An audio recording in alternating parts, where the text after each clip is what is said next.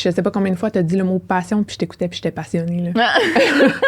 Tu sais, les gens qui le font pour pas nécessairement les bonnes raisons ou comme pour pas le côté humain quand t'es dans un domaine humain. Parce qu'à quelque part, c'est la relation d'aide. Ah, tout à fait, 100%. Tu sais, fait que si t'as pas le côté humain puis t'es juste pour l'argent, comme... Mais si t'offres un service, ben c'est là où on revient aux forces et aux faiblesses. Je veux dire, si t'offres un service d'accompagnement en tant que coach en entraînement, puis que t'as un gros savoir-faire, mais que t'as aucun côté humain, peut-être que l'accompagnement n'est pas le bon moyen. Ouais, effectivement. Ta force, c'est pas l'accompagnement. Fait comme utilise n'importe quel autre moyen ou modèle d'affaires. À la limite, soit gestionnaire d'une équipe ou je sais pas, mais je pense que c'est des choses, c'est des questions des fois que on devrait un petit peu plus se poser là, pour offrir les bonnes choses. Puis je sais que des fois, on tombe dans des tendances ou on tombe dans des...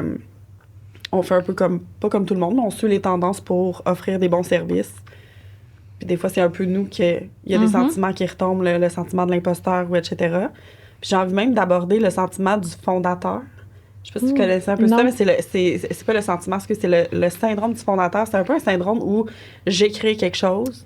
Fait que j'ai créé une entreprise. Fait que là, la délégation ou le fait d'amener une équipe ou d'amener des personnes à déléguer une certaine portion de notre travail, ben ça devient quasiment impensable parce qu'il n'y a personne qui va le faire comme nous. Fait que là, comme ce syndrome-là qui vient... T'as pas de lâcher prise, t'as un besoin de contrôle. Exact. C'est comme un besoin de contrôle sur l'entreprise. C'est moi qui l'ai créé, c'est moi qui l'a fait, c'est mon concept, c'est ma philosophie, c'est mon approche. Mais tu sais, à un moment donné, si tu grandis, tu bâtis une équipe, puis des fois, ça devient un peu chaotique, puis ça devient un peu difficile de bâtir des entreprises comme ça. Ouais, puis c'est pas travailler. Tu sais, j'avais jamais entendu nécessairement le concept, mais tu sais, j'ai déjà travaillé pour ce genre de personnes-là, puis c'est pas le fun, là. C'est souvent les grandes entreprises, là.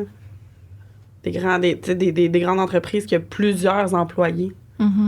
Que c'est difficile de se faire déléguer parce que le contrôle est... ça arrive souvent. On dirait que j'ai juste l'image d'un enfant avec son bonbon, genre, qui veut pas le lâcher. J'aime ça, les métaphores. J'ai une image d'un enfant. Mais c'est vrai. C'est son petit enfant intérieur. Oh, oui. Il aime bien les bonbons. Fait que le développement, vous, comment vous l'avez vécu, la vague, justement? Est-ce que ça a été un sentiment un peu...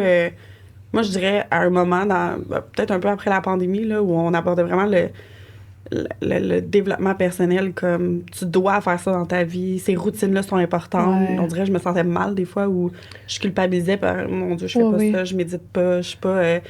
je prends pas assez soin de moi. Puis tu sais, quand tu t'arrêtes, justement, tu te poses des questions puis tu fais un peu ton inventaire de vie, on va le dire comme ça.